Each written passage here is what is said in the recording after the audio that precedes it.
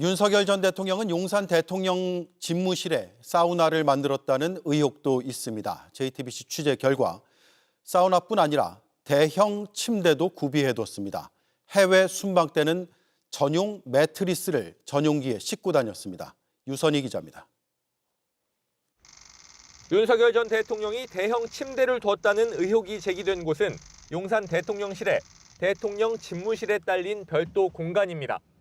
정부 고위 관계자는 JTBC에 집무실에 딸린 별도 공간에 간이 침대가 아닌 특수 제작한 것으로 보이는 매우 큰 침대가 있었다고 말했습니다. 지난 정부 당시 경호처 관계자는 더 구체적인 말을 했습니다. 윤석열 전 대통령의 허리가 좋지 않아서 크고 딱딱한 침대 매트리스를 대통령 전용기에 싣고 다녔다는 겁니다. 해외 순방을 갈 때마다 커다란 매트리스를 싣고 다니느라 수송 담당자들이 애를 먹었다고도 했습니다. 윤석열 전 대통령은 2층 집무실과 연결된 공간에 편백나무 사우나를 설치했다는 의혹도 제기된 상태입니다. 위법성 여부와 별개로 대통령 집무실 주변에 대형 침대를 두거나 사우나를 설치하는 것을 잠시 쉬는 용도로 볼 수 있는지 의문입니다. 관저에 사우나를 지었다, 합법적으로 지었다라고 하면 문제가 안 되겠죠. 하지만 집무실에 사우나를 지었다는 거 아닙니까? 일과 시간 중에 사우나 가는 사람이 대한민국에 누가 있습니까? 사우나 설치 당시 경호처가 업체에 현금 거래를 제한한 것으로 알려져 여당에선 공사 대금의 출처에 대한 수사 필요성도 제기되고 있습니다. JTBC 유선입니다. 뿐만 아니라 윤석열 전 대통령의 집무실에 수천만 원을 들여 만든 비밀 사우나가 있었다는 정황이 드러났습니다. 김용현 당시 경호처장이 현금으로 줄 테니 공사 대금을 깎아달라고 했다는 증언도 나왔습니다. 김한수 기자입니다. 건식 사우나 디자인 시안입니다. 벽면과 바닥은 대리석과 편백나무로 마감했고 벽에는 텔레비전이 달려 있습니다. 대통령 집무실 공사에 참여했던 A업체가 지난 2022년 12월 만든 겁니다. A업체는 대통령 경호처로부터 대통령실 본관 5층 샤워장을 사우나실로 개조해달라는 요청을 받았다고 주장합니다. 집무실과 연결돼 있지만 문이 숨겨져 있어 바깥에선 이런 공간이 있는지도 잘 보이지 않는 구조로 만들었습니다. 비밀의 문처럼 뭘 누르면은 이렇게 문이 열리고 이런 식으로 애시당초 설계가 들어간 거죠. 그쪽 발주처 쪽 요청에 따라서 그렇게 설계를 한 거죠. A업체는 공사에 4,500만 원이 든다고 했습니다. 그러자 당시 경호처 관계자는 A업체에 김용현 경호처장이 현금 3천만 원을 줄 테니 싸게 해달라고 했다며 현금 거래를 제안했다고 합니다. 현금을 주고받으면 매출 신고를 누락해 세금을 줄일 수 있으니 공사비를 낮춰달라는 취지로 의심됩니다. 이게 관급 공사인데 계속 이런 식으로 돈을 이렇게 우회적으로 지급을 한다고 하니까 그냥 스탑한 거예요. A업체는 불법이라는 판단에 공사를 거절했고 경호처가 지정한 업체에 도면과 디자인 시안을 넘겼습니다. 김건희 여사의 코바나 콘텐츠와 관련을 맺어온 인테리어 시공업체인 21g이었습니다.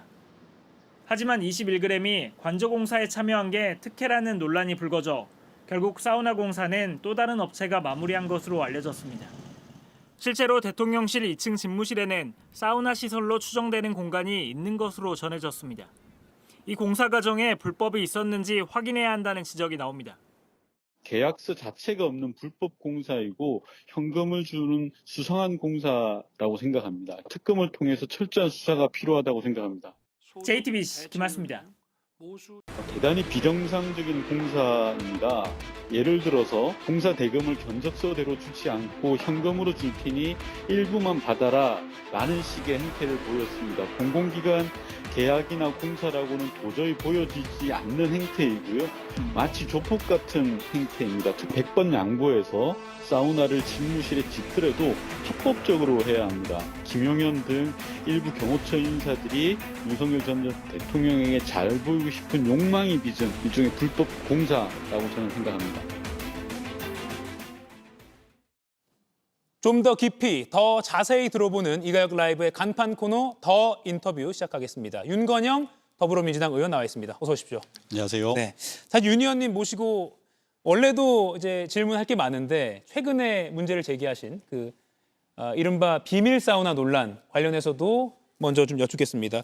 의혹을 정리를 해보면 용산 관저가 아니라 집무실 근처에 비밀의 문 형태로 돼 있는 그런 구조로, 겉에선 잘 안 보이는 그런 구조로 사우나가 설치되어 있는 걸로 보인다. 그리고 공사비가 4,500만 원인데 이걸 김용현 당시 경호처장 측에서 현금으로 3천만 원을 줄 테니까 이렇게 끝내자라는 식으로 해서 오히려 그 업체 측에서 이건 아닌 것 같다라고 해서 거절했다. 이렇게 나와 있는데 일단 청와대에서 근무를 하셨으니까 이런 전례가 있습니까? 우선 제가 2월 국정조사에서 밝혔던 건데 그때는 모두가 아니라고 부인을 하고 잡아댔었는데 이제서야 사실로 드러난 것 같습니다. 늦었지만 다행이라고 생각을 하고요. 청와대에는 대통령 집무실이 여민관과 본관에 각각 있습니다.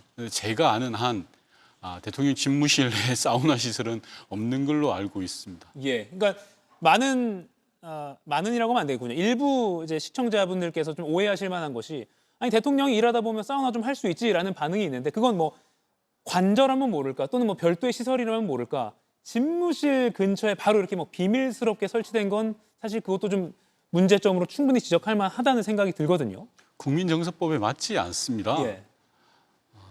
말씀하신 것처럼 퇴근 이후에 대통령의 삶이 있으니 관저에 사우나를 지었다, 합법적으로 지었다라고 예. 하면 문제가 안 되겠죠. 하지만 집무실에 사우나를 지었다는 거 아닙니까? 편백나무로 만든 최고급 비밀의 사우나를 지었다는 건데 그럴 이유가 뭐가 있습니까? 네. 일과 시간 중에 사우나 가는 사람이 대한민국에 누가 있습니까? 예전에 영화에서나 나오는 장면 아니겠습니까? 예. 영업하시는 분들이 전날 숙취로 인해서 과로로 잠깐 낮에 다녀왔다. 이것 또한 과거 이야기 아니겠습니까? 대한민국의 일국의 대통령이 대낮에 일과 시간에 사우나를 들락날락한다? 부끄러운 거 아닌가요? 예. 그리고 역대 대통령들은 대통령의 일정을 분 단위로 관리합니다. 그만큼 대통령의 시간이 중요한데 어디 사우나 갈 시간이 있겠습니까? 네. 사우나라는 발상을 했다는 것 자체가 저는 기괴하다라고 생각합니다. 네, 분명히 다시 한번 강조돼야 될 건 관저 퇴근 후가 아니라 집무실 근처에 비밀스럽게 설치가 된 걸로 보인다라는 건데 이게 또 공사를 일종의 발주한 주체가 경호처, 네. 김용현 경호처장 당시 상황인데 비밀스러운 구조를 요구했다라는 게 또 의혹의 핵심인 것 같습니다. 지금 저희가 디자인 회사 측에서 건설 회사 측에서 도면과 또 디자인 시안을 저희가 지금 보여드리고 있는데 보면 겉에서는 잘 보이지 않는 그런 구조로 요청을 했다라는 겁니다. 왜 이런 비밀스러운 구조를 왜 김용현 처장 쪽에서 요구를 한 걸까요? 감추려고 한 겁니다. 감추려고 했다. 누가 보더라도 상식적이지 않고 예. 일반적이지 않지 않습니까? 집무실에 건식 사우나를 둔다라는 건 그리고 김용현 전 경호처장이 했다라는 건 전 일종의 뇌물로 봅니다. 이 설치가 됐던 게 2022년 윤석열 정권 집권 직후였습니다. 즉 예. 경호처장이 윤석열에게 잘 보이기 위해서 소위 말하는 진상을 한 겁니다. 그렇기 때문에 이렇게 무리한 짓을 한 거고요. 만약에 설령 대통령의 집무실이 아니라 관저에 사우나를 설치한다면 그건 대통령실 예산으로 집행돼야 되는 겁니다. 경호처 예산으로 절대 집행되어서는 안 되는 것입니다. 그 부분인데요. 김용현 경호처장 측에서 건설 회사 쪽에 건축회사 쪽에 현금으로 3천만 원을 줄 테니까 이걸로 처리해 달라. 근데 이 업체에서 예산을 추정한 건 4,500만 원을 추산을 했는데 현금으로 할 테니까 3천만 원으로 끝내자. 그래서 업체에서 공사를 거절했다.